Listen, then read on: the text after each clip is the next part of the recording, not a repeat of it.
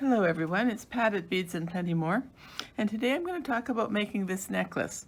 It's made with 3 different kinds of beads, and I'm using rosary type links, which a rosary link is a link that has the wire that loops on either side of the bead like this, and you link one to the next.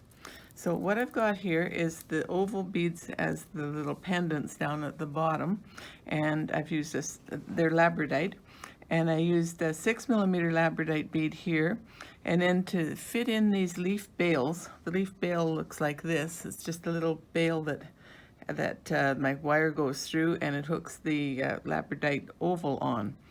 I've used some small agate beads that can just tuck into the side so that the bale will sit right. And then when I did the chain part to go up to the clasp, I used some of those agate beads just to make the chain a little more interesting. So let's get started, and I'll show you how this is made. We'll set the necklace aside, and I've pre-cut some pieces of 20 gauge wire. We use 20 gauge wire to make this, and they're 1 inch long. And I like to use the looper pliers. They work very well because they make the loops exactly the same on each side. So we'll take, I use this side, I like that side for size pretty good, so we'll loop around and center that, and then I use the little one to close it, and then we'll put one of the 6mm beads on this piece. Oh, where's the hole? There we are. And then proceed to make the other loop on the other side. And of course, it's always important that the loops all sit exactly the same way, like flat, flat. And I tend to leave one side open because we need to hook one to the next. So that's basically what we make for the looping pieces. And then I cut a piece a bit longer, 1 1/4 inch long, to do the bale part. And so I've used 2 little agate beads that go on either side. And well, first of all, I'll make the loop on one side so that we have it ready as a stopper for the bead as well, if you make the loop on one side first.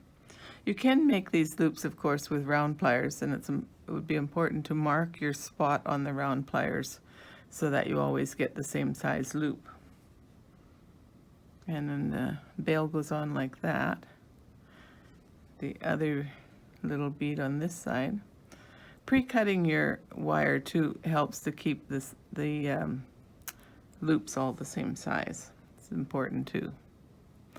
Okay, I want them to sit this way, so we'll just go around the plier this way.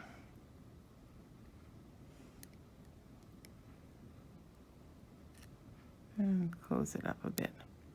So now these ones, I did find they needed to be curved a little bit so that they went around but you can do just manually. You don't have to use the pliers for that. So that's how I made the little linking pieces to hook on the ovals.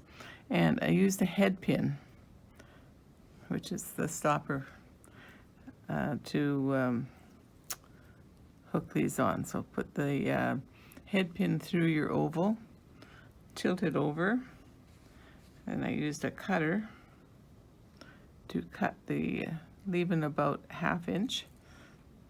Always hold the other side so you don't snap it into your eye. And then we're going to just do the little loop here to hook into the bottom of this bale. And again, I can use the small side to finish this loop. Make sure all the loops are closed really well. That's very important. Always a problem with loops. You want to make sure they're closed really well.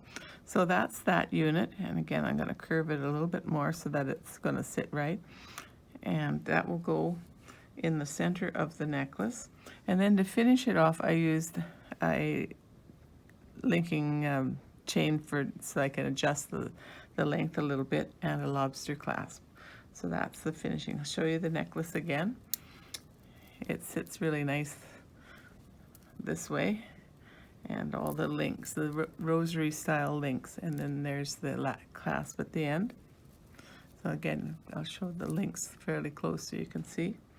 I did 2 big ones, 2 6mm, and then the 1 little 4mm. I'll put a supply list at the end so that you can have a listing of all the different things that I've used.